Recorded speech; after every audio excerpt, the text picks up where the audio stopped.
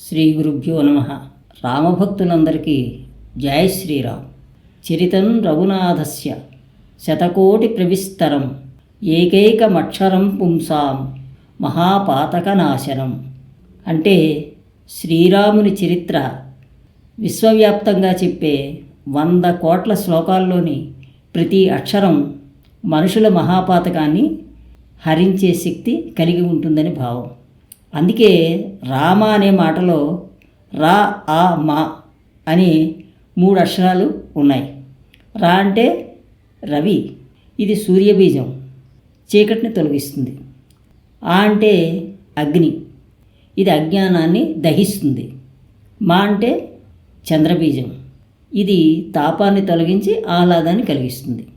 ఇదే మానవ జీవిత పరమార్థం. ఈ పరమార్థం గ్రహించినటువంటి వాల్మీకి రామశబ్ద స్మరణతో ఆయన తరించడమే కాకుండా మానవులంతా తరించడానికి రామాయణ కావ్యాన్ని అందించి ఆదికవి వాల్మీకిగా ఆయన ప్రసిద్ధి పొందారు. ఆయన అనేక ప్రాంతాల్లో ఉంటూ ఆశ్రమాలు ఏర్పాటు చేసుకున్నారు.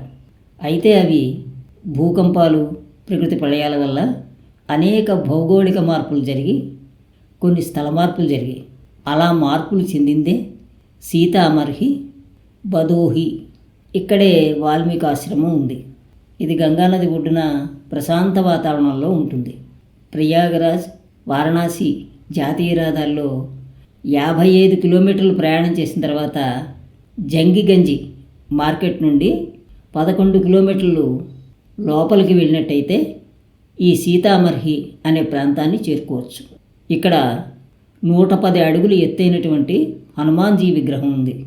శ్రీరాముడు సీతాదేవిని అడవులకు పంపించినప్పుడు ఆవిడ ఈ ఆశ్రమంలోనే ఉండి లవకుశులకు జన్మనిచ్చిందని చెప్తారు. సీతాదేవి ఇక్కడే భూమాతలో ఐక్యమైనట్లు చెప్తారు.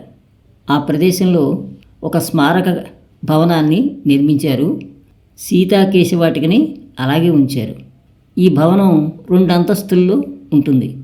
పై అంతస్తులోని అద్దాల మండపంలో అమ్మవారి పాలరాతి విగ్రహం ఉంటుంది. అలాగే కింద భాగంలో సీత భూమిలోకి చేరుకున్నట్లుగా చూపిస్తున్న అమ్మవారి ప్రతిమ ఉంటుంది. ఈ వాల్మీకి ఆశ్రమం ప్రశాంత వాతావరణంలో ఉంటుంది. ఇక్కడ రామభక్తులు ఉండడానికి ప్రత్యేకంగా వసతి సదుపాయాలు ఉన్నాయి. భోజన సదుపాయాలు కూడా ఉన్నాయి. పూర్వం ఈ సీతామర్హి అనేది ఒక పెద్ద పట్టణంగా ఉండేదని చెప్తారు. 1934లో సంభవించినటువంటి భయంకరమైన భూకంపంలో ఈ పట్టణం కనుమరుగైందని చెప్తారు. అయితే ఈ ప్రాంతంలో పురావస్తుకు సంబంధించినటువంటి విశేషాలు ఏమీ కనిపించవు. అయితే ప్రస్తుతం ఈ సీతామర్హి ఒక పవిత్ర ప్రదేశంగా భక్తులు భావిస్తారు.